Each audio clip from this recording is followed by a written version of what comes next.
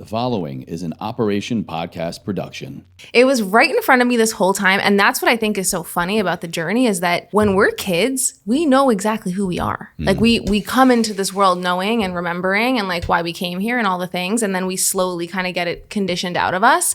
And it's just a journey of remembering. But I think for us, we get to a certain age and we're like, I've aged out of play. But we're missing out on so many of these. We don't even allow ourselves to play often in our work or in our work days. Imagine if we approached our work with a more playful approach, how much more, quote, productive we'd be versus forcing ourselves to be productive each day. I think what you consciously chose to do, many people wish they could do or struggle to do. And that's honor this gut feeling, this knowing of not so much that what I'm doing right now is wrong, because it wasn't for you, but it's time for a change. And you actually gave that version of you, that inner child, the floor to fully explore that. And now look what you've created from it.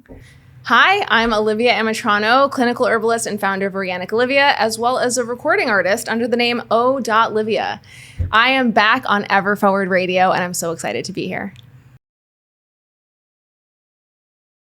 Well, we're here. We're back. We're back. Last time it was Organic Olivia. Now it's Olivia. Yeah, it's Olivia Amitrano, who is many people. I looked at I like the Spotify. I look at the O.Livia. I love the Olivia. The Olivia. Olivia. Because everyone in my music life calls me O. And then like everyone in my company is OO. So it's really interesting. I'm like O and then OO and then Olivia Amitrano, like the weirdo is somewhere in the middle. But it's like all these different identities that. So you're like, I feel like the next evolution to James Bond, you're just like 000. That's all the things. I don't know. It's confusing. It's a branding nightmare, actually. But I really appreciate you and your show because it's kind of like this marker in time that I now have of me sort of discovering this in real time and being able to tell the story as it's unfolding and kind of make sense of it myself. Well, I mean, that's what living a life ever forward is all about. You know, the theme, the through line here of the show is to bring on people of, you know, I don't know if we really fully realized that at the time, but this is a snapshot of who I am, where I am, what I'm doing for myself and for others, and how I'm putting it out there and how I'm sharing it. So we got to see that snapshot with you of that point in time of you, for you and for others. And now, a year and a half later, that episode 784 came out March 2024. And just, I don't know what the title of this episode is going to be now, but that was Herbalism for Digestion, Energy, and Mood. Then we kind of snuck in the last part, how art therapy can boost creativity and navigating the hard truths of attachment and relationships. So there was some foreshadowing. There was multiple things. There was, hey, take these herbs for digestion and health and wellness. But also, I'm thinking about painting. You know? What happened in the middle of that conversation? You got to tune in and check it out. Are you saying like what happened? Are you asking? Well, we know what happened now. Well, we're going to learn. It's been a year and a half now, and you have been able to. One, I want to give you credit and just, accolade. I think what you consciously chose to do, many people wish they could do or struggle to do. And that's honor this gut feeling, this knowing of not so much that what I'm doing right now is wrong, because it wasn't for you, but it's time for a change. I'm feeling this calling, this pulling, this intuitive shout out of, hey, try this, or hey, come back to this. And you actually gave that version of you, that inner child, the floor to fully explore that. And now look what you've created from it. And I like that that's what Ever Forward's about. That's such a good callback because I think I was at that point where I was like, my entire ethos is to keep growing and to keep pushing myself, almost to a detriment sometimes. But I think that we're very much those kinds of people. And it did get to a point where there was some fatigue. Even I think everyone feels the fatigue in the wellness industry as a whole, where I was like, I don't know how much more I have to share here. And I want to be able to be of maximum service. And so if I need to get uncomfortable all over again and figure out the next thing in here to be able to share the next thing out here, I need to go do that because I got to keep pushing forward for myself and for others. Yeah. And with that, I mean, comes a whole lot of things, a whole myriad of things, right? With personal life, professional life. We live in the content day and age, whether you're doing it for a brand or for just your life, we all are putting stuff out there. Yeah. And that really shifted a lot in your content. And Organic Olivia still lives, sure. But Olivia Amitrano, there was a very noticeable shift in what you're doing, what you're saying, what speaks to you, and therefore what you are helping share with others. And there was this one post in particular I want to reference, quote, "This is not the last thing you will create." Yeah. When you heard that from a friend, what shifted inside of you?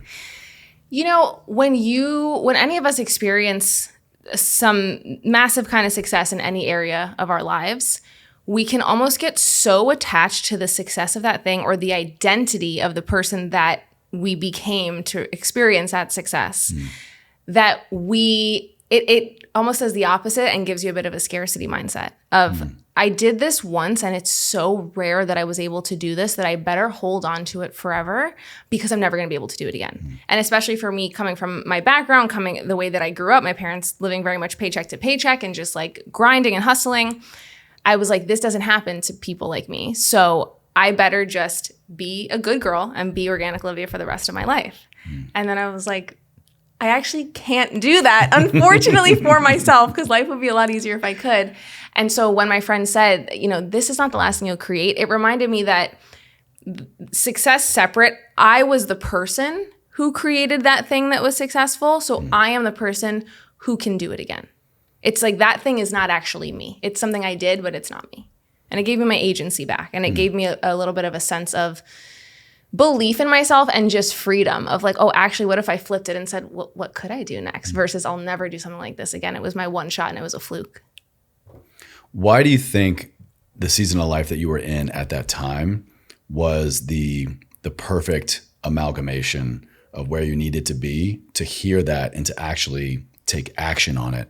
Because I would be willing to bet, I mean, we'll never know, if that landed on you a year ago or a year before that, it might not have had the same or anywhere close to any type of change in your life. You know, it was during such a tender time for me. I think we spoke about this a bit on our first episode. That was during 2022 when I had this year of experimentation of all my vices. And I credit that year for everything that I am and have now and the courage that I've been able to have and risks I've been able to take, because I think a lot of the vices that I was relying on ultimately were tamping down that voice that was like, hey, there's more here. What about this? I actually am craving this. So during that year where I had the courage to stop smoking weed, had the courage to cut out, excess sugar and hyperpalatable foods, cut out caffeine, all of these things that were kind of like stopping that inner voice from coming through clearly. That I also decided to solo travel that year and like get to know myself. It was the year of me. It was like an eat, pray, love kind of year. And she said that to me while I was solo traveling. And I think because I remember sitting in my hotel room when I was on the phone with her and I was kind of upset. I was kind of crying. And she's like, why are you crying? And I was like, because I'm kind of grieving that there's more to me and I didn't realize. Because during that solo trip, because I was in a new place as just myself and also as a girl who wasn't hiding behind all these vices, I realized as I was meeting new people, I was seeing different sides of me that those new people or new experiences were bringing out. And I was like, oh my God, I like miss her and I don't even know her. And there was this feeling inside of me like, oh, I haven't even scratched the surface. And that's so sad. And so how dare I think that this is the last thing I'll be or create? That's not true at all. I started to have the proof in the pudding through the solo traveling and through the self-exploration and the painful kind of like ripping of the comfort blankets to say, no, there's a lot more in here. And I would be doing myself a disservice and I would be doing my family, my mother, everyone who's believed in my gifts as a human being a disservice by not going to the edge with all of it. What do you think was so unique about the solo travel experience that allowed that to be the right container? And I'm kind of repeating the same question as last time, but I guess we're just getting next filter down. But I love solo travel. Yes. And I know what it has done for me, but if you could kind of explain that to somebody who has never experienced a weekend alone versus a year traveling, what is it about that experience that allowed you to hear that voice, to listen to it, and again, to act on it? I think the phrase self-trust comes to mind because there are so many, self-trust isn't built in a day. And also self-trust can't really be built through huge micro experience. self-trust can't also really be built through huge macro experiences either, because otherwise that would be a little bit too stressful. We can't really be like going into battle every day and like, that have a huge life event each day and that's building trust. It's almost like that would be pushing us a bit too far. I think self-trust is built in micro actions and micro experiences, whether it's keeping your promise to yourself each day to, make your bed or go to the gym or go for a walk. Like that's how you start to mother your inner child, if you will.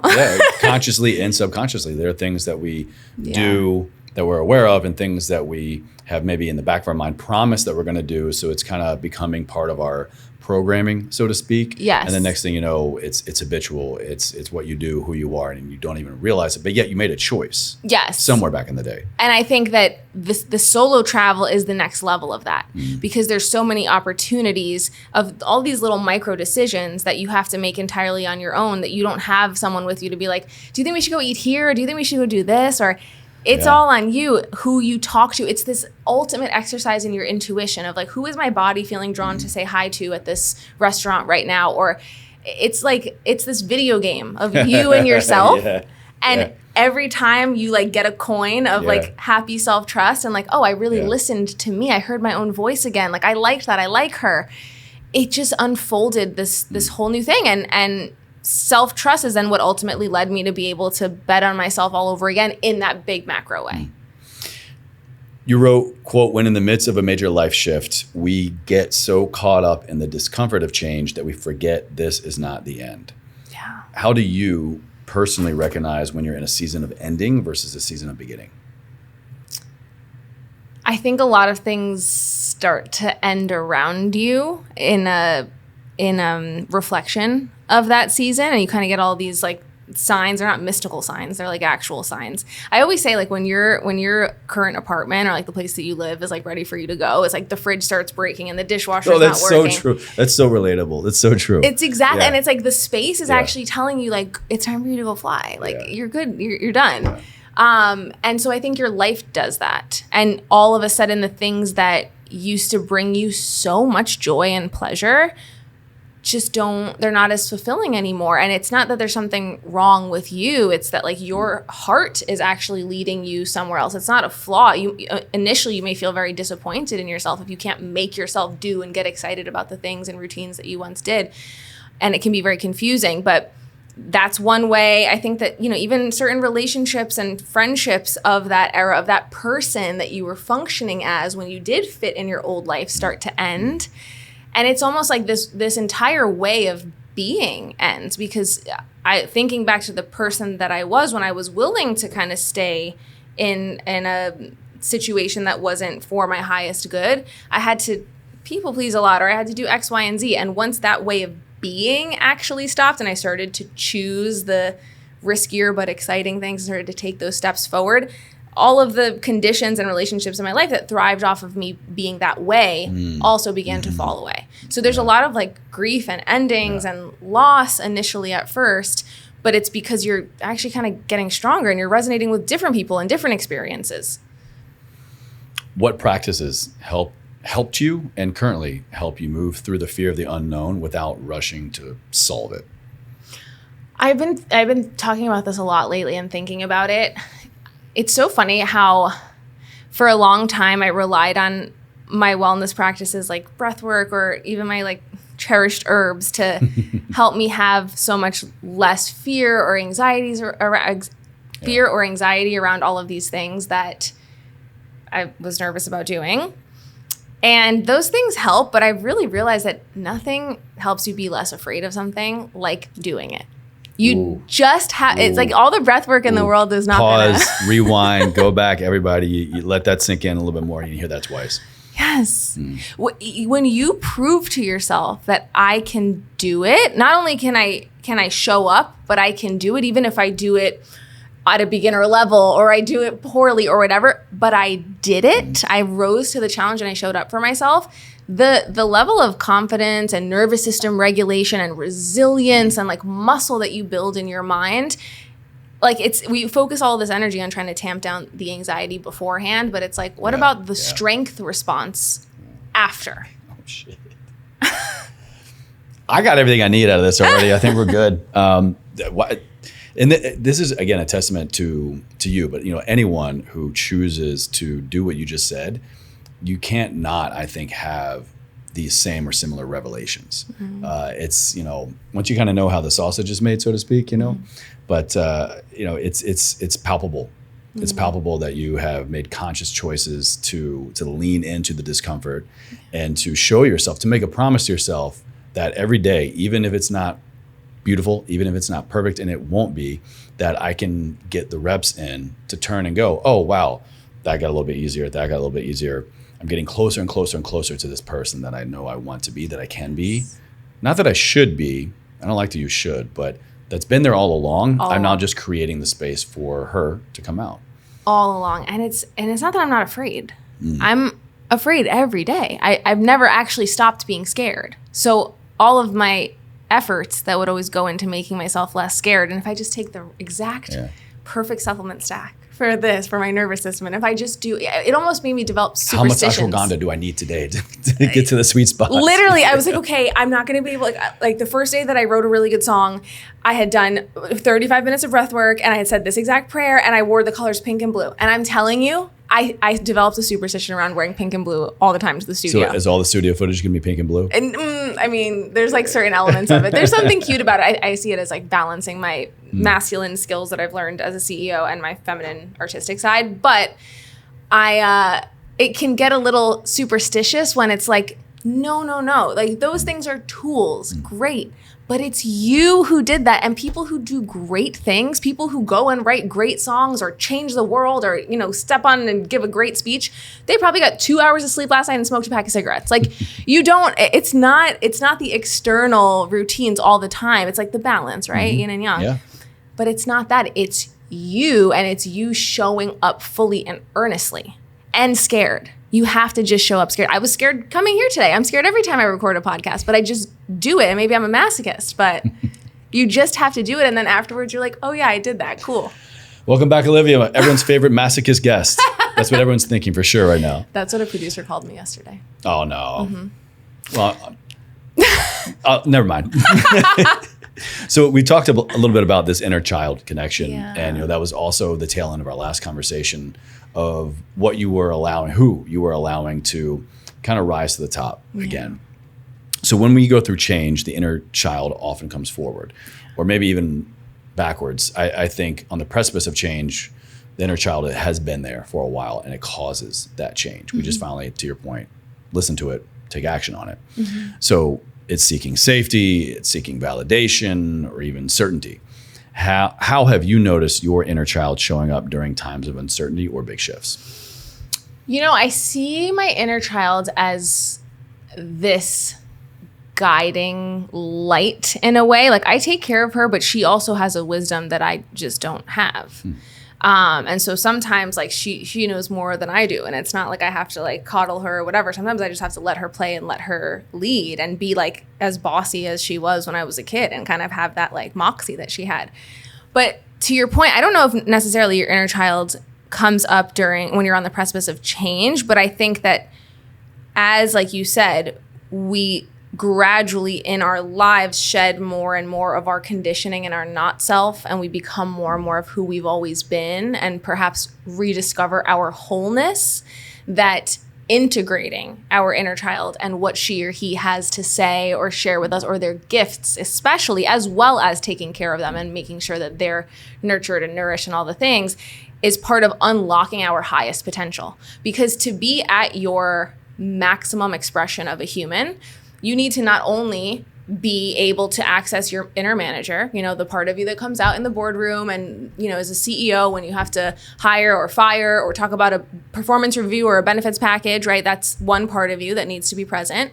But then also when you are in the music studio writing, you have to be able to have your inner child come out and be willing to play and look silly and stupid, because sometimes the best mistakes or ideas come from that sense of play.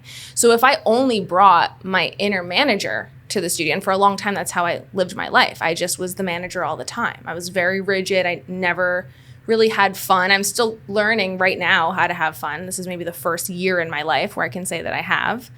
Love that for you. Yeah. Yeah, like It's great to hear. I was just 80 at 15, you know? And a lot of that was this trauma of like shutting that inner child down very young to survive. And so this is like my journey back to wholeness. So it's not that like I'm fully letting her leave. I'm just integrating her and being like, oh, it's safe for her to be a part of me too. I don't have to perform all the time. How would you, we've been just saying inner child, right? And you've definitely been sharing with us what that looks like, feels like for you. Yeah. What do you think inner child looks like, feels like for people out there that don't have this kind of same clear understanding of, oh, there she is. Oh, there he is. What are maybe some telltale signs that that's your inner child trying to shine through, but we don't yet know what's going on? Mm-hmm.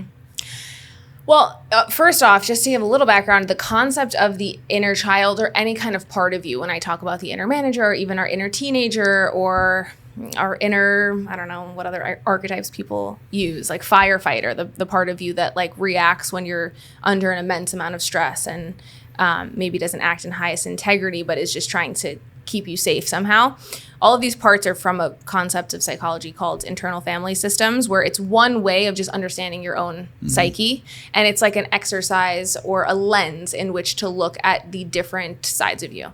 So I think that we can recognize our inner child, the yin and the yang of it, by saying sometimes our deepest wounding and our patterning, like why we might have a consistent fear of being abandoned in our adult relationships, will often go back to a wounding that our inner child had at age, let's say 7 or 8. And sometimes you can access that when you're in a fight with your partner and you're being almost unreasonably on the outside, but reasonably when you dig deeper, sensitive to them not witnessing you or seeing your needs or whatever, because you have such a deep abandonment wound from X age. And then when you go back and say, okay, I'm really flipping out at my partner right now, and I'm so emotionally activated that there must be a part of me that's asking to be seen right now. It's like that emotional activation. Yeah. That's when you kind of tune in and say, like, how old does that part feel right now? Or how old do I feel when I'm feeling this immense, like I want to throw a tantrum about what my partner is doing? Or how far back can I trace this feeling, this emotion, this memory? When was the first time I felt this? I have a really deep wounding around getting in trouble. That's like one of my greatest fears is getting in trouble. And it to the point, it just comes out in really funny ways. And like how? Like, would you be willing to share one? Sure. I don't like to break rules to a point where, you know, sometimes in life you kind of have to. Or let's say one time I was filming in an Airbnb. We were podcasting, and I guess the neighbors kind of saw. And so the Airbnb host was like, you're not allowed to do that. You need a permit for this, yada, yada. But, you know, and when you're broken starting a podcast, sometimes you got to film in an Airbnb. So we made it work. We closed the blinds and just started to do audio instead of video and whatever. But the whole time I was like, checking out the window and all the things. And I was so paranoid because now I know I'm quote in the wrong. Yeah, now I'm bad. Yeah, I have this wounding of I'm bad getting in trouble. And it crazy enough, this is an example of how little things to our little inner child just can really create patterns. It was that when I was in pre-K, my first day of pre-K, I had shown up. Pre-K. I had shown up. We had art class, art time. And I was in a teal dress and I took black paint and I started splatter painting. And I was like, this is so fun because I love to not break rules, but like I love to paint outside the box. So I'm splatter painting and, you know, I'm a pre-K kid. I don't know that it's 4, bad. 3, I guess 4. Yeah, 4, yeah. Yeah. And I don't know that it's bad that I'm getting paint everywhere. Kids don't think about being neat and clean. We don't know. So I'm getting paint everywhere. I get it all over my dress. The teacher comes over, flips out, calls my mom immediately. My mom comes to pick me up from my first day of pre-K. I'm scolded. I go home. I remember, I literally have a vision of that dress sitting in my closet. I never wore that dress again. And every day from then on, I developed a really severe phobia of the PA system, the morning announcements. Because every morning I would relate that to getting called in. I would say, I'm gonna get called on the morning announcements that I'm in trouble. And it's that one little experience of me just splatter painting in pre-K. What a horrible pre-K teacher. Come on. It's I made a 4-year-old playing with paint. Yeah. Yeah. I mean, this was the 90s. We were a little harsher back then. That's true. So whatever. I mean, it could have been worse, but not to say that I'm like this poor pre-K victim that was splatter painting, but it's like your mind can remember, your heart can remember things like that. That's wild. And it stayed with me. So now I do a lot of work around it's okay to be messy. It's okay to like all these things because I know that my inner child has that experience. And no matter how much I intellectualize that I'm safe and I'm not in trouble and whatever, there's a body memory there. So I just kind of have to remember that when my body's getting activated and whatever, it's like I don't like when people are mad at me because I feel like I'm getting in trouble, all the things. That's when I go and kind of nurture that part. That's wild. But that's crazy. That inner child also has your gifts. He doesn't only have your wounding. They have your greatest gifts. So it's like this wild thing to have to nurture the parts where they didn't have someone to take care of them or whatever, needed the wounding cleared, and then to also be able to access what they have for you. Man. It's crazy. Thank you for sharing that. Thank you. Traumatizing. No, it's crazy. I mean, I hate to say the word crazy, but it's wild. I mean, once you start unpacking these things of, especially getting into the world of play and curiosity and wonder, it takes you to some really interesting places. Yeah. And I wonder for you, through the lens, what the roles of play and curiosity and wonder, where does it take you? Does it take you to imagination, or does it take you to a place where, oh no, this feels familiar, so therefore it kind of brings you back to the inner child, but now finally you've allowed these things that an inner child would want to have to come out, like play and curiosity and wonder? Yeah, I think play is our true nature. And,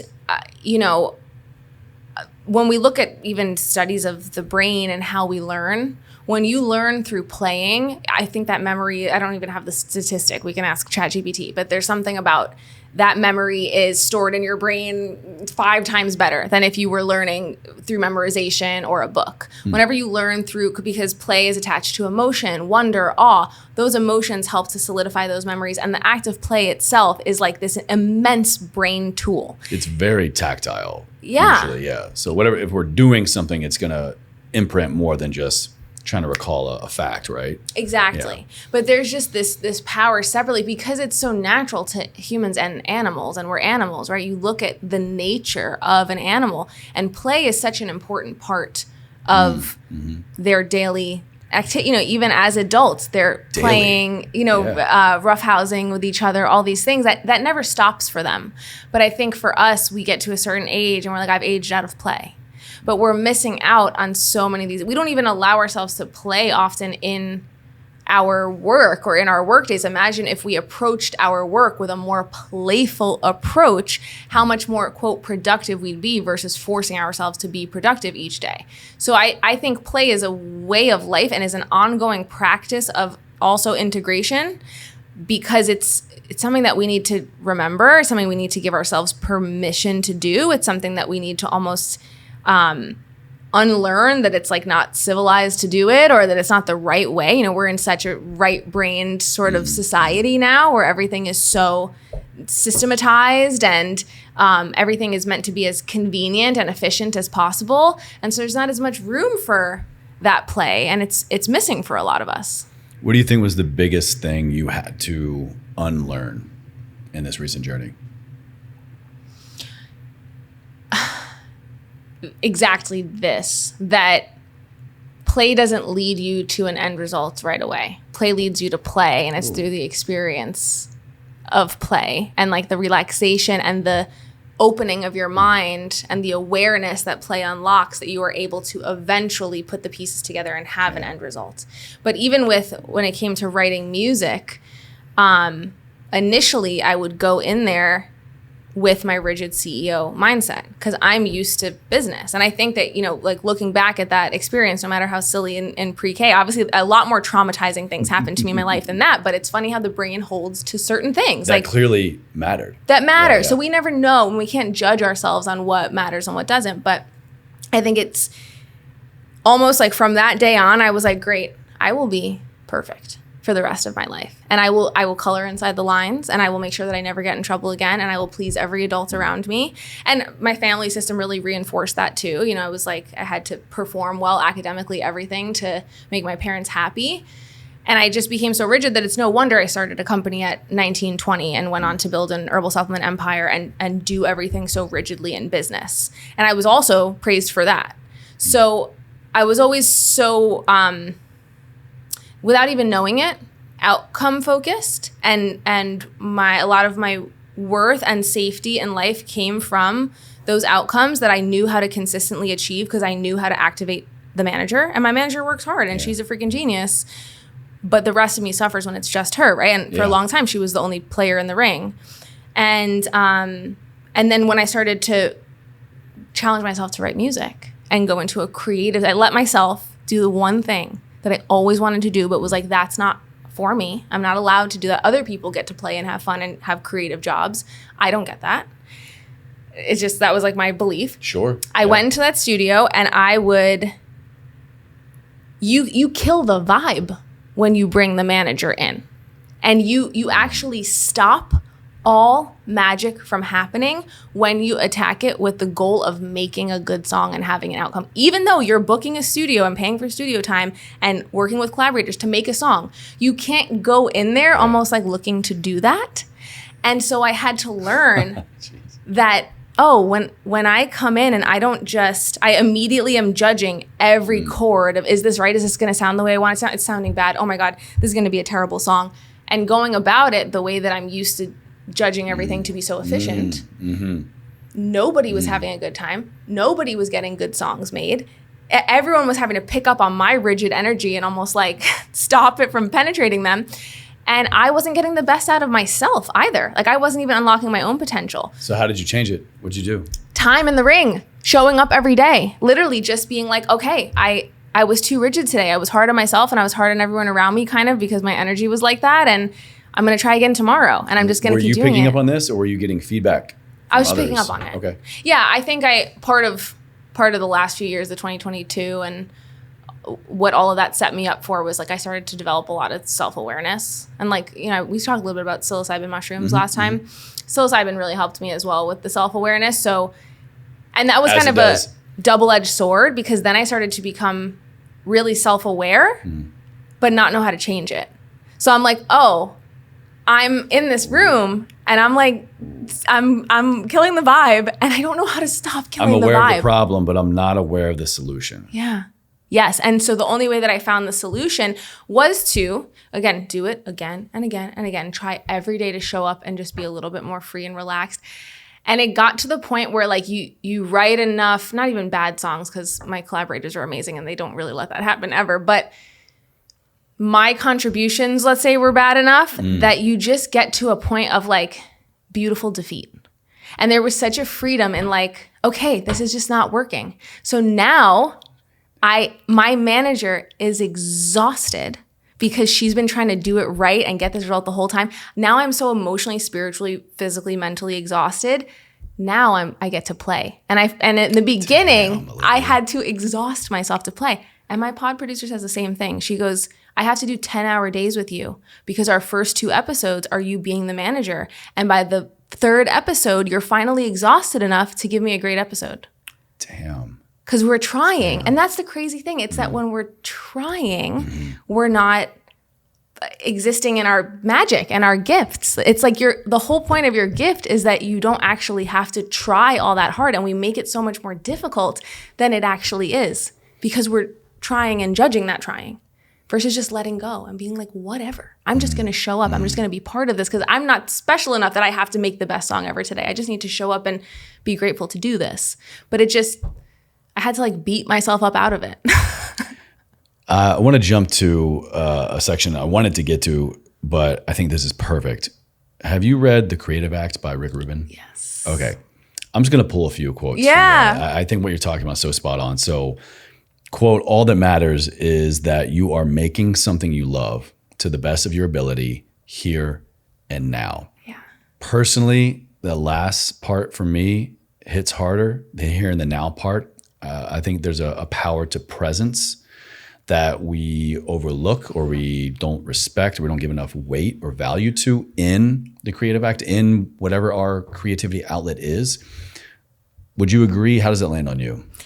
I could not agree more. Play is presence. That is the secret. And when you're again, coming in things with that mindset of I have to have an outcome. It has to be good. It has to be whatever. Your energy is living in front of you.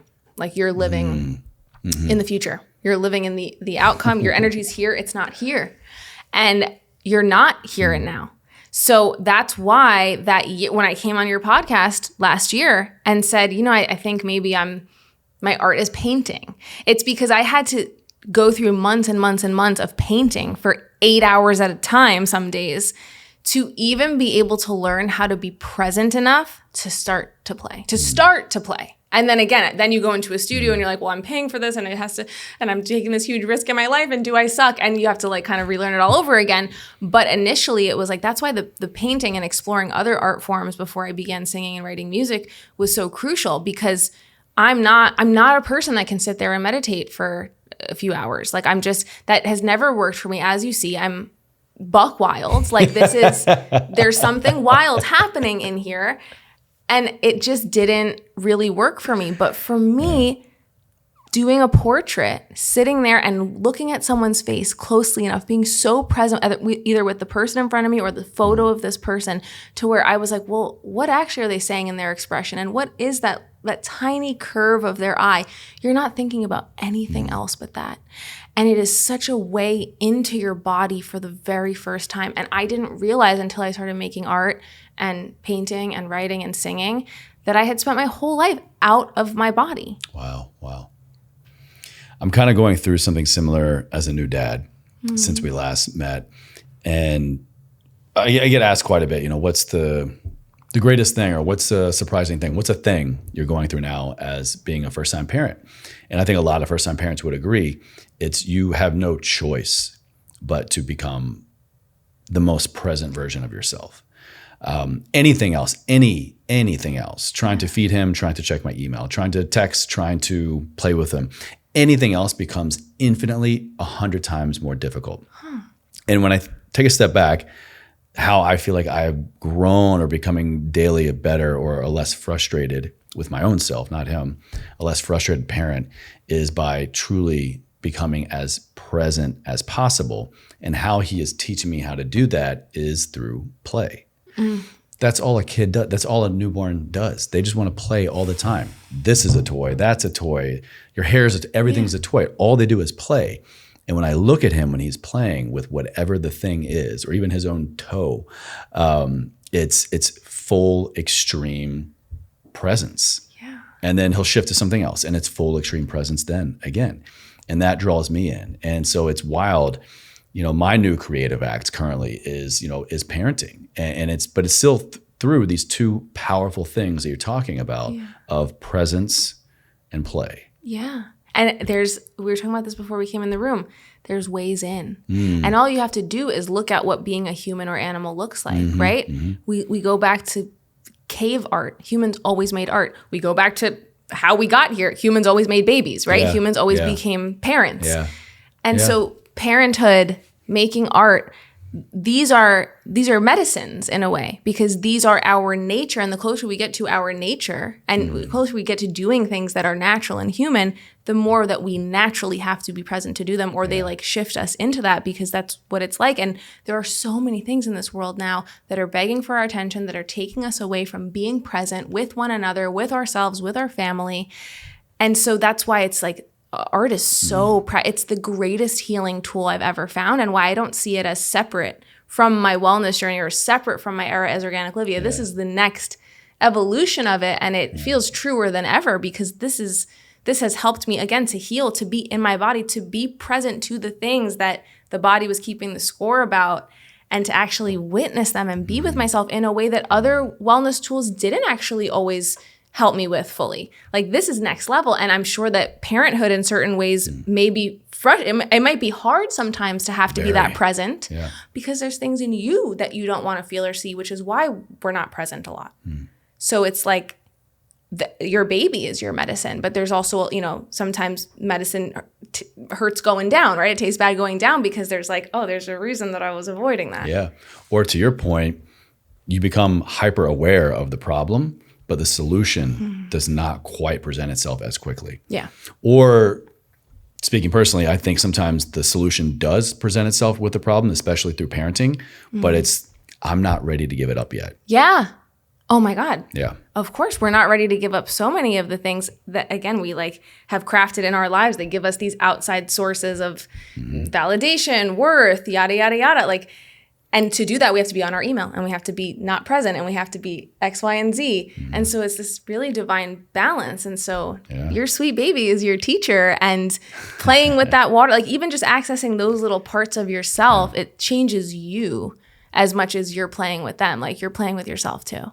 And I notice, like, you know, when, I don't know, maybe this is a me thing or a girl thing, but when you're with your friends for like, you have a really long day together and it's like, you know, you went to brunch and you did this and then you're all at home on the couch just like doing whatever, and you're kind of delirious and you guys sort of start to be weirdos. Like you start to just like kind of make stupid sounds or like, meh, meh, meh, like. Oh, I see this with my wife and her friends. Yeah. Yes. Yeah. You have your own language. Well, that's just, to me, we were like that. We were always that person the whole day, but we had to exhaust ourselves enough and get present and comfortable enough with each other to let that play and that silly side out. Because when we met at 10 a.m., we were like, hey, how was your weekend? Tell me more. And then at 11 p.m., we're like, meh, meh, meh. So it's like, no, our true nature is play, but sometimes you have to literally exhaust the manager, exhaust all the walls that we put up to be professional and perceived a certain way and to get stuff done and to get our emails done and whatever, to like take the barriers down to be like, oh no, like I'm just, life's about play as much as it is about all those things. It's just so much harder to get to that. Sometimes in our journey to get to that, as you say, we can deem it or others can deem it a waste of time. You know, I'm kind of using your example here of you seem pretty clear that the next thing for me is art therapy, is painting. But now here we are a year and a half later and you're a recording artist, you're a singer, not a painter. Well, maybe not the way that you thought you would be. We could definitely say that painting was not a waste of your time. It was a necessary tool, a stepping stone, a vehicle to get you to the next thing. But some people probably struggle with going, I'm in this thing. I know that it's maybe this is the thing or it's going to be the next thing, but I can't give it up yet, or I'm struggling to get there fast enough. Or maybe we're being told that's a waste of time. That's not the right outlet. That's not the best use of your time. When you're going to go back to being a student, an adult, whatever. Yes. What would you say to them? How do you know if what you're doing is getting the proper amount of time? Do we even know what the proper amount of time is? And how do we not give up on that, not give up on ourselves? I think it's never a waste of time to do what your heart is calling you to do at any given time, whether your heart is saying right now I need to go lay on the floor and like, you know, stretch in a weird funky way, or your heart is saying right now I need to paint and I like this is the thing I think I need to do. I don't think it's ever a waste of time to do the thing that you are naturally being guided to do. I think that we've just learned to not listen to that. And I also think that there's such an obsession with commodifying our time, and there's just a flaw in that mindset in itself. And so much of that is a flaw in our economy as well, because people have to commodify their time now in order to be able to make ends meet. And so the like hyper corporate, I wouldn't even say it's capitalism at this point. It's like corporatism more so. So like that kind of structure that we're now in has made us have to look at, well, I could either be monetizing this time or I could be spending it with my family or I could be frolicking in a field, but I have to choose between these things, and I have to even think about my time in relation to currency. That's crazy. I mean, when on earth, right? Like up until this time. I digress. I would say that having that, there are so few times in our life where we get to just be and get to just exist outside of work. My friend was just telling me the other day, she's like, you know what? I've been working at X company for 10 years and I say every year that I'm going to leave and go do my next thing, or that I'm going to like start my next side hustle while I'm at the job. And she's like, I just don't do it. And I think it's because I need a time of nothingness, of not working for once since I was 12, not working, to even just explore and figure out what that is. And so she was like, I'm going to maybe go on unemployment or whatever so that I can just take that time. And she was like, do you think that that's a bad idea or a risk? And I was like, you got to hear yourself. You've been working since you were 12. You've never known yourself outside of commodifying your time, outside of working. You've never had a chance to meet yourself when you didn't have to be spending your hours doing X, Y, and Z. So whether it's a month that you can take off or a sabbatical of 6 months or whatever, to go do anything. I don't care if you go lay in the desert and throw sand on your body. You don't have to paint or do X, Y, and Z. Just having that time with yourself of nothingness, of even discomfort, of like, oh, I actually have no idea what I want to do, but I'm just going to try this and see where it leads. And if I stumble, it's okay because there's no pressure on this time and there's no pressure to commodify the trying of painting or whatever. Yeah. I think everybody needs and deserves a period like that, because otherwise you're going to jump from that one job to the next job, and maybe you didn't have that period of like realignment and nothingness to hear what the right next step was. You're making a step from like a clouded mind. Right. Yeah. Yeah. I mean, it reminds me of this Stoic quote. Seneca says, "We suffer far more in our imagination than in reality." And I think how I'm correlating that here is how many of us are actually limiting ourselves, our potential, or preventing our greatest breakthrough, our truest self to shine through, because we're more concerned about the optics of what they are going to think about when we do what they wish they could do. And that's to make the choice, to make the hard choice, to make the hard financial choice, the hard relationship choice, the hard everything choice, to maybe take less pay, maybe to take no pay, maybe to like pinch pennies for 6 months so you can take a month off, kind of thing. That is the more difficult choice that people wish, I think, they could make or figure out how to make than we're allowing ourselves to actually do. I could not agree more. And I also think that it's interesting how we're sold, how like the next, like I saw on TikTok yesterday of like, oh, I just made my $200 clothing order and this is going to be the one that heals me. Like every month, you know, it's like, you're like, oh, this is the purchase. Yeah. These are the clothes that'll make me finally feel like my real self and whole. But we're like conditioned in the Western world that we can buy our way out of so much, and that life is about acquiring stuff and acquiring things.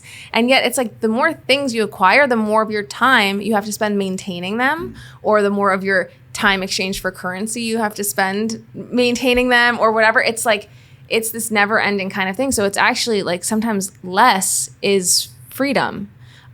Even though we're sold that more is success. But to your point, like my business has financially suffered because I stepped back from posting on Instagram every day and being Organic Olivia. Absolutely. I took a huge pay cut, and yet I'm super happy. Like I get to be myself, and I'll figure it out. Like I'll restructure it. I'll scale down if I have to, whatever. Like I'm going to figure it out. It's not easy right now, but I will. And it's okay. And I'm at peace with it, because doing that gave me the time that I needed to find music. And I have music now, and like I could cry.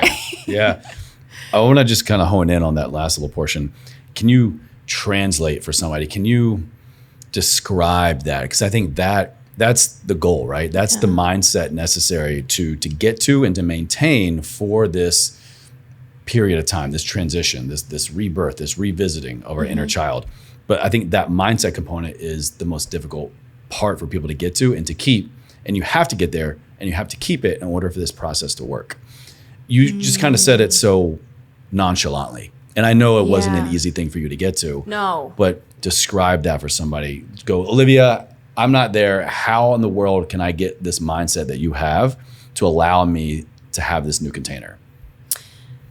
Okay, so you have to start by thinking, what if I never get to meet the version of me that's at her full genius and expression and wholeness and wildness and freedom? Like you have to feel the pain of like, what if I never get to meet her? And I just keep doing what I'm doing and forcing myself into this box. And like, she's been in a timeline all along, and I never get to be that in this life. And you have to also think about all I speak to women often. So I'm going to say, I often think of all the women in my lineage who didn't have the choice to be her. Wow. That's a big thing for me. That's one of the greatest ways that I pulled myself up by my bootstraps and said, you need to keep going. If not for me, then for them. Yeah, because my grandmother was in an arranged marriage. My grandmother before that lost her husband to the Spanish flu and slept with a gun under her pillow to protect her children, and like was left with no money and no nothing. My mom was an artist and gave that up for X, Y, and Z, and never believed that she was an incredible artist, but she would always tell me, don't call me that. I'm not an artist. I never made anything out of myself. I'm not that. And like left that entirely behind. And I saw how stifled and like miserable at times that she was. And in certain ways, she didn't always have a choice. She didn't have the tools that I have. So I owe it to each and every one of them to meet the wildest, freest version of me that's in my full power that they didn't even have the choice to meet. I have the choice. So number one, gratitude. That's so incredible. Number two, you have to understand that whatever you're doing now and that you've gotten really good at doing, whatever job it is, whatever, you've gotten so good at it because you've put time and focus, energy, and you've channeled your genius into it. So the accolades that you're very comfortable in now, like whatever position you've risen to in your job or company, whatever, that was because of you. And it will be an uncomfortable journey to kind of unplug that genius and have to put it into something else. But just remember that it's your genius that will master the next thing. And imagine if it's the thing that you actually want to do. Imagine if you got to put that genius that you put towards your VP of marketing job, towards the thing that you really want to do in this life that gives your entire body chills and keeps you up at night, that like you could be of maximum gift and service. The gift that you were born with, because you know it. Everyone is born with a unique gift, whether it's a gift of communication or comedy or whatever. When we're kids, we know. That's why I go back to the inner child. Like you look back at your home videos and you're like, oh, that's who I am. That's her. So imagine you got to channel that into there and just understand that in that period of like taking the energy out of the first thing and putting it into your thing, because your energy is what made it so special and work and magical, that thing's going to wilt a little bit or change or have to die and it's going to be hard and it's going to be painful and you're going to have to grieve it and you're going to disappoint people. And it's going to be so terrible. There's no other way to put it. It's going to be the worst. It's going to be the worst. But then when... She says with the biggest smile on her face. Then when the time passes, because like you keep at something and it has to work eventually. That's the law.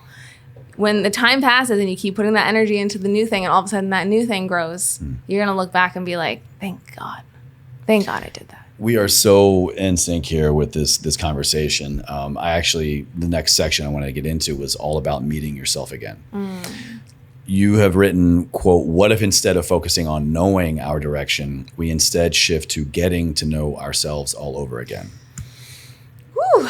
So you kind of were just talking about it, but to ask you directly, what has that process of, quote, meeting yourself again looked like for you in this last year and a half? Great. And when you say that, I think of my friend who's like, oh, do I need to figure out, Olivia, should I figure out my next job now? And just like, what should I do? What new job should I look for? Or should I take the time off and just get on unemployment and whatever and take the time to meet myself? I don't even know your friend, but take the time off. No, take the time. I love you. So I love you too. But that's the thing. It's like, that's so often a progression that we do in our lives of like, okay, I'm not happy in this job, so I just need to figure out what my next direction is. And as long as I figure out the next direction, then I'll be okay. But it's like, how do you, and people get really confused figuring out, well, what is the thing I really want to do? And then they jump into a new job and they hate it just as much because it's still not the thing. Instead of being so focused on this needing to know what our next direction is and needing to have that certainty, a much easier way to get, not easier, because everything does suck while it's happening, but an easier way to get there is to spend time in the nothingness, is to like actually take that first thing out of your hands, because you can't receive when your hands are full. So take that first thing out of your hands, have some emptiness, have some nothingness, have some uncertainty, right? Like live with the uncertainty for a while. That's where the magic happens. And in the midst of that uncertainty, get to know yourself. Get to like, what do I even like? When I took my first 3 weeks off of work, which again is like what started this whole period that led me here. This was 2021. I took my first 3 weeks off work. Eventually that led to me doing the substance experiment, doing X, Y, and Z. Like that was the catalyst for everything. But I had realized like I spend so much of my time checking off a to-do list and being who I need to be for work that I don't even know what I like. I don't know much about myself. Like I just know myself as a CEO or as Organic Olivia. So I kept asking the question, who am I? And I think the more that you ask, who am I? And it's not a solo process, right? It doesn't happen in solitude. It happens in things like solo traveling, like going out, meeting people. Oh, this person just kind of came up to me. We made a conversation. And I was actually cracking jokes. Like, oh, I'm actually funny. I'm not someone who doesn't like to have fun. I like to have fun. Or you experience all these different sides of yourself when you give yourself the time to meet new people, to have new experiences, to just be curious about like, who might I be now? And like solo travel is amazing, but I would even encourage people just start by going out to dinner by yourself. Yes. Go to a movie by yourself. Just instead of maybe you and your partner taking a walk around, just do anything you normally would do with somebody else, anybody else, do it by yourself. Yeah. And like commit to that. Absolutely. And talk to new people on your own. Oftentimes if we're go out with to dinner a and sit at a community table. Yeah. Yes. Yeah. If we're with a friend and we go out and meet someone, we're going to be the person that our friend knows us to be. Like we're going to exist in that container.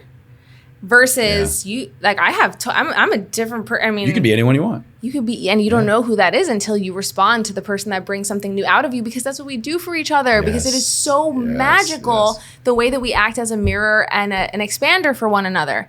Like we're like a little mycelium network, and it's like, oh, we all feed each other. But we're all just mushies. So basically, it's just that the more that your goal is to know yourself and to understand yourself, then your direction becomes clear. Then it's like, oh, duh, I want to move to Guatemala and help an animal shelter because that's who I am, because I actually love animals and I love the Guatemalan culture. Like, I didn't know that. You know what I mean? Whatever it is.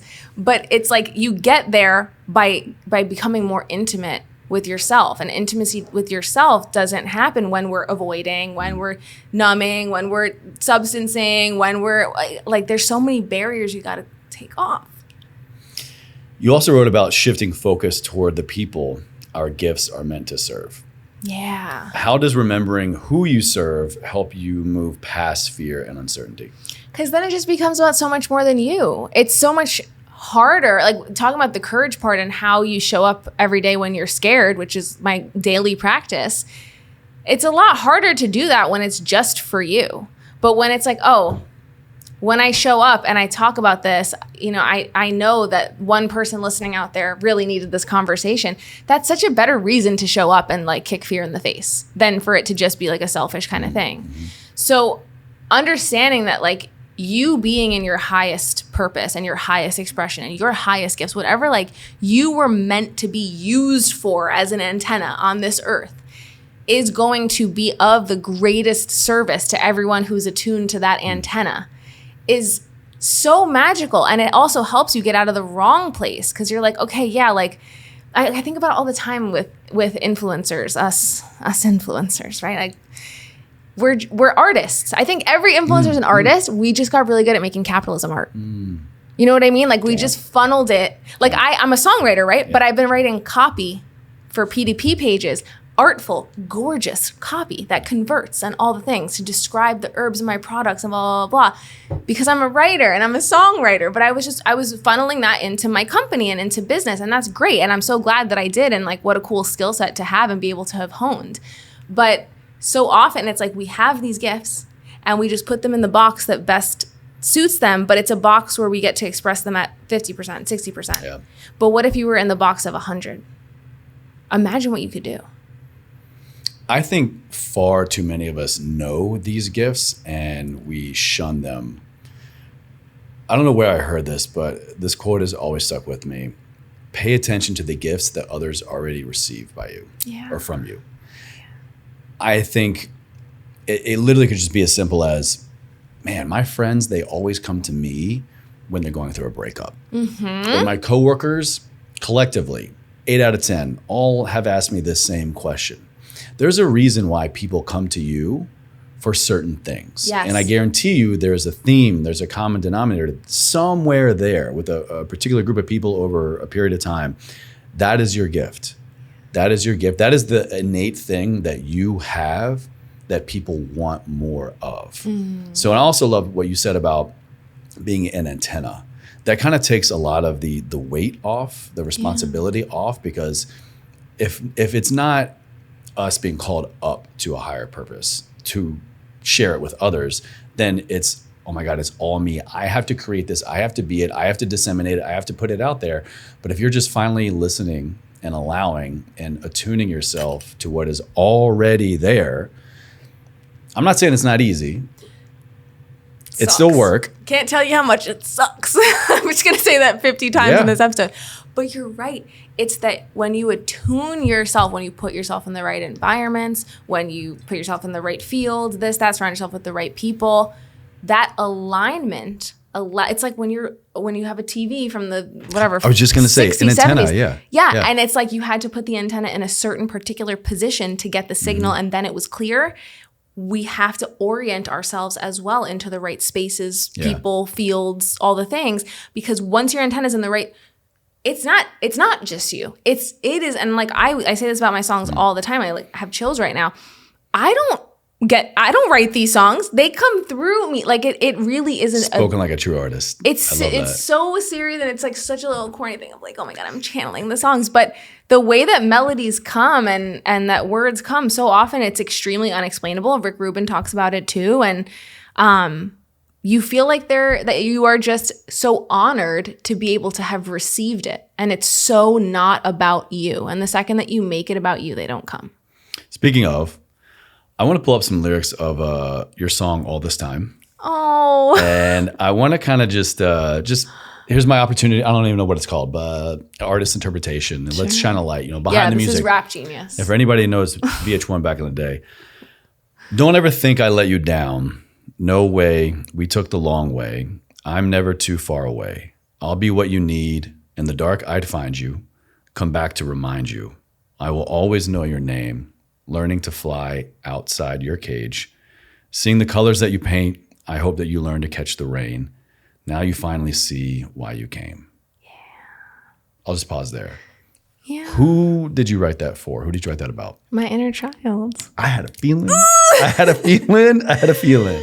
It's so funny because my co-writer had to like learn that I was not going to be writing like love songs. I mean, I write love songs too, but to yourself, for yourself. Well, I mean, I write songs about relationships too, but a lot of the times I'm like, this is a song about the earth. And he's like, oh my God, not again. I'm like, Stevie Wonder did it. He wrote Saturn. It's fine. We can do it in a not corny way. He's like, okay, fine. She's getting another vision. But it's like, it really does come through that way because there's so much more to say in music. And like, we need a song like this to your inner child. Like, I need to listen to this. Like, I made this for me and for everyone else who needs like a moment to really feel into and talk to their inner child. Like, oh, don't you worry. I see you. Like, it might have taken me the long way to come back around to you and realize that like you are where my gifts come from and to be able to integrate you. But we're here now, and like I'm here for you, and now you have someone to reparent you and take care of you in the way that you wish that you had because I see you now, so you're not alone anymore. And it's like this warm fuzzy song, and I actually ended up writing this because I was doing a therapy session. We were doing some parts work about the inner child, and I was realizing that in this new music era, I actually can't force it. Like I said, I can't show up every day with the manager that's not working. And so I was like, you know what I'll do tonight? I'm going to lay down. I'm going to close my eyes. I'm going to put my phone on record. And I'm just going to let my highest self, right? Your capital S self, which is who like you are at your true essence. And I'm going to let her talk to the manager and the inner child and kind of have a conversation with them and recalibrate things internally. And this is where my wellness background and mental health tools and all the things really do work and help me with the art. Imagine. Yeah. So I had laid down, I put my recorder on, and for 45 minutes, I laid there and I ended up doing some sing-songy stuff because that's how I always was as a kid. You see videos of me and I'm like, blueberries sitting on the window. I was always making up songs to talk. And so I like almost went into this trance-like state and I just start singing. And at certain times, my inner child would start talking and she would talk to the manager because there's a part of this song where my inner child comes in the bridge and there's like a saxophone and she's like, I'm no longer at your whim. I'm not doing what you say. So it's like don't give away everything. You got to tune in. You got to.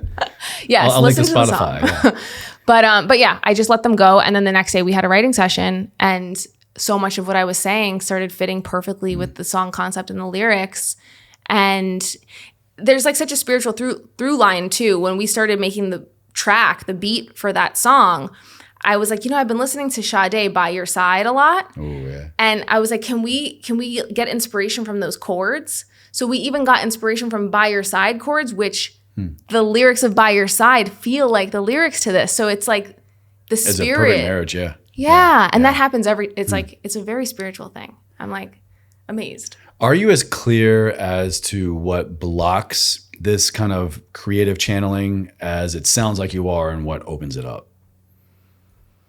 That's a great question. I think to my point earlier, one of the things that blocks it is thinking too much about what blocks it and what opens it up. Like, you can get very superstitious. You can say, I have to be meditating on the mountain and my energy must be clear and I have to be an open channel. And often it really is just showing up and being committed to whatever again, it's bigger than me. It's like not putting yourself at the forefront. It's saying that I don't actually have to sit in the studio and write the best song of my life. It's not about me. It's about what the song wants to be. It's about the collaboration. It's about connecting with the people around me. Oftentimes, whatever we talk about in the studio, when we take a moment to just connect and be like, what are you going through this week? Or how's that thing going on with your wife? Blah, blah, blah, whatever. And we talk about our real feelings. That ends up being the song. So seemingly small talk turns into inspiration for a song. Because music is love and music is connection and music is human. And that's what it is. So you just have to like show up and be a human. And I think that sometimes what can block it is judging it before it's done and judging it in the middle of the process, because the creative process is messy and you can always go back and change things. And sometimes you need the bad idea and you need to sit with the quote bad idea for a bit to even be able to see, oh, actually, this is what it wants to be. I've taken songs home. We went to London recently to write some songs because I wanted to go and write like UK alt R&B that was like super cool. So we brought in so much good music out of the UK. Oh my God. You get it. Oh my God. I feel like we really were on it. So good. But I was like, let's bring in some cool like co-writers from the UK and whatever. So we brought in this girl and we started writing this song. And I'm like, I was judging it this day because I was like sick and I wasn't feeling right and whatever. So I was being really hard on myself. It was one of those days. And I'm judging it the whole day. My energy sucks. I'm trying to keep my energy to myself because I can tell I'm doing the rigid thing. And we still wrote it, right? And we still wrote this great top line melody.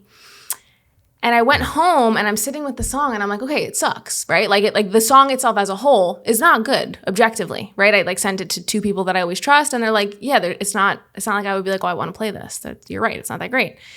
But I'm like, okay, but I believe in the actual vocal melody that we wrote. So I actually reworked it and I made it a country song instead. I put a country instrumental to it, brought it in the next day and they were like, what was the inspiration behind the country instruments? What spoke to you and go, oh, this needs to be a country song? Honestly, I call him my A&R.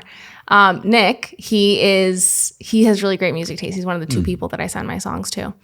And I can send him a bad idea and he just has a gift of being like, you need to style it like this. So I sent him just the voice, the vocal of it.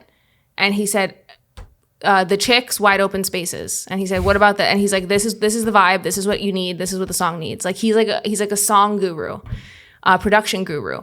So I had used an AI app and I was like, okay, style the production of it like this, make it like, fiddles and banjos and go all in. And it spit out a version and I was like, oh my God, this is it. And so I brought that version in and played it for everyone because we had, again, spent the whole 9 hours the day prior building it to be an alti acoustic track. And they were like, we just wrote a crazy country song in London. Damn. And so now I'm going to Nashville next week to record it with a live band. Yeah. It's called Wild Horses. It's amazing. I love it. I freaking love it. I never thought I'd write a country song, but I've written like 2 or 3 now. I keep writing like country songs. And then my other genre, I do like kind of Afro pop tracks with a very 90s dance vocal melody. I got to say the tracks that I've listened to, like I can tell there's the Olivia through line, but they're pretty eclectic. They're eclectic. They're each different. I have like my full like first EP or whatever album is called Ibby because that was what I called myself as a child. So that drops next month. That has my other 5 first songs. And there's a reggae song on there because I love it. And it was just, I wanted to just make one of every genre that I love. Growing up in Yonkers, like we just get such a wide variety of musical tastes. And so there's a reggae song. There's like a very Disney-ish ballad. It's like Michael Bublé Disney ballad. There's everything. And now in my next album that I'm working on now, there's a lot more like sad country and then happy, upbeat. Let it rip. Let it all out. Let it all out. It's crazy.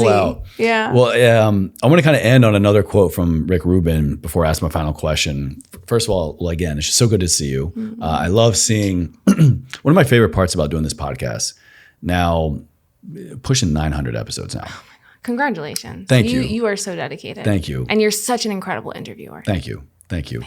One of my favorite parts about this process is to be across the table, to be in a room of someone who is just unapologetically themselves and or in pursuit of. Mm. And I feel like you're in this amazing sweet spot of both right now. And it's so cool to have a year and a half contrast of there was identity and solidification of Organic Olivia. Yes.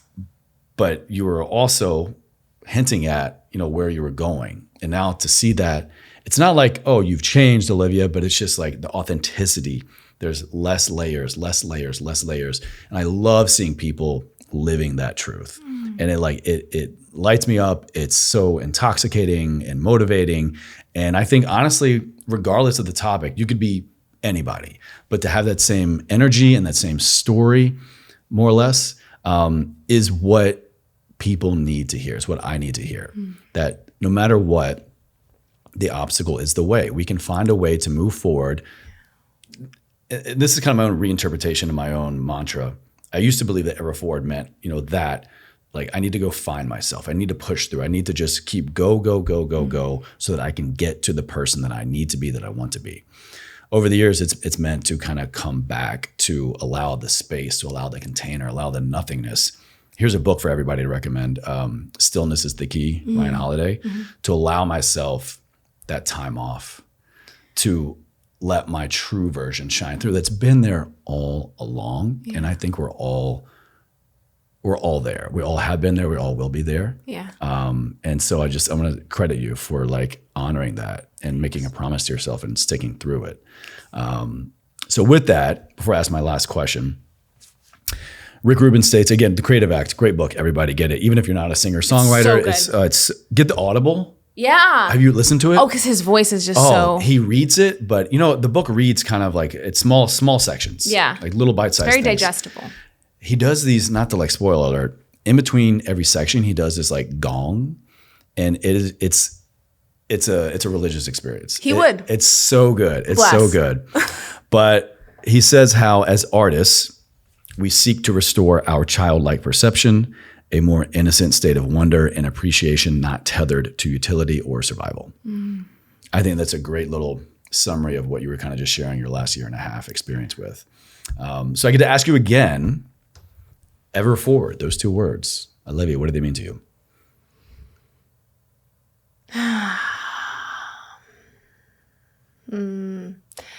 It's funny because I don't know how I answered last time. I'll have to look it up. Yeah, but I think in the past I would have attributed those words to like pushing forth and like continuing to like have this forward momentum and growth mindset and all the things.